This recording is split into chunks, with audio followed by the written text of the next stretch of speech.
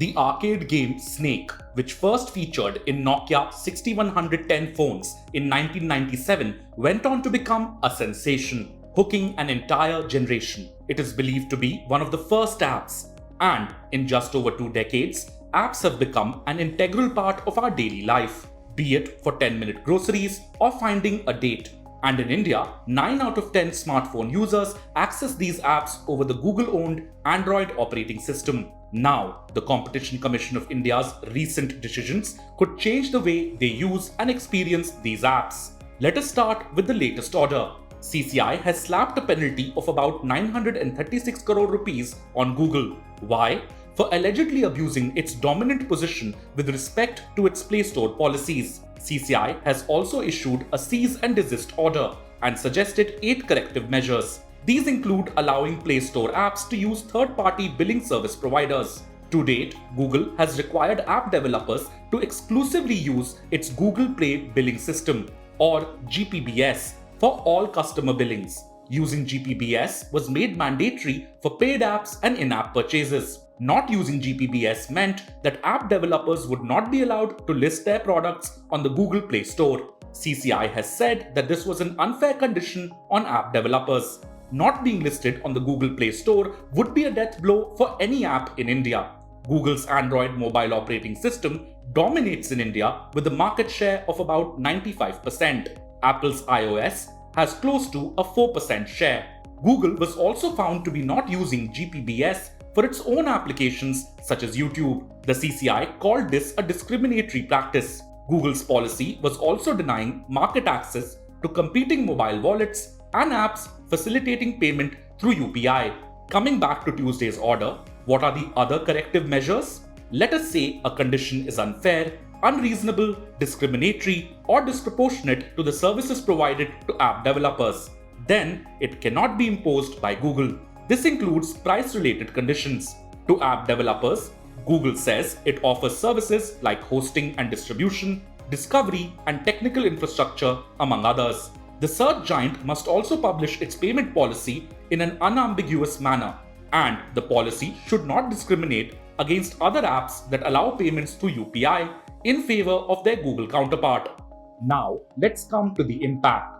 Both Google and Apple charge developers between 15 and 30% in commissions on the purchase of paid apps and in-app purchases. A number of Indian developers have objected, saying that high commissions could significantly dent their profit margins. This would then erode business viability and stifle innovation. So, Indian app developers have hailed CCI's latest decision as a collective win for startups. This is despite the fact that Google had launched a pilot program in March, allowing a few developers to offer an additional billing system. Google had also announced a cut in commissions to 15% from 30% for the first $1 million in revenue that developers earned each year, following a similar move by Apple.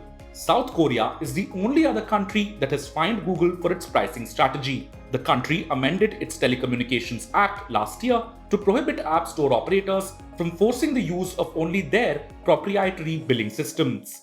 So overall, obviously, it's a very good move. What CCI has done is it has not put any floor pricing or the ceiling price, as we say. What it will do is the market will discover the price or the commission of the apps which you give to the payment mechanism. Market will discover that on its own. What it also does is that Google, with its resources and the wherewithal, can very much match the price or compete with the price which the market will discover, and let the developers stick on to or be loyal to the platform which is already providing. It can create a process and the incentive mechanism which can certainly do that. But in the long run, I think it's a very positive move for the developers. While Indian app developers rejoice, one expert has said that CCI's remedies relating to Google's Play Store policies were excessive. He added that they would raise significant challenges and impact Google's incentive to innovate.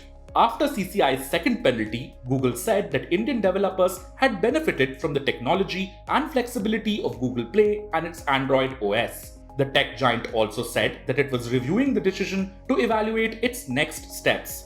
Last week, CCI imposed a penalty of about 1,338 crore rupees on Google. Why? For allegedly abusing its dominant position in multiple markets in the Android mobile device ecosystem. In that instance too, the CCI issued a cease and desist order and asked Google to modify its conduct within a defined timeline. Under the Android OS licensing terms, manufacturers have to pre-install the entire Google mobile suite on their device, and there is no option to uninstall the apps.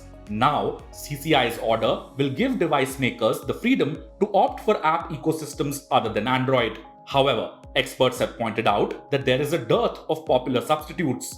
You don't need to look beyond the likes of YouTube and Google Maps to verify that fact. As such, many manufacturers will have little incentive to switch from popular Google apps to alternatives. Not to mention, device makers have saved millions in R&D costs by using Google's OS. Google has wherewithal, Google has such demand and possibly good arrangements with the OEMs they can do that they can not pre-burn, but again, OEM without having been forced to develop their own apps, they would willingly like to go for the same apps and promote those same apps like Google Maps and Play Store and YouTube and search and other stuff on their phones.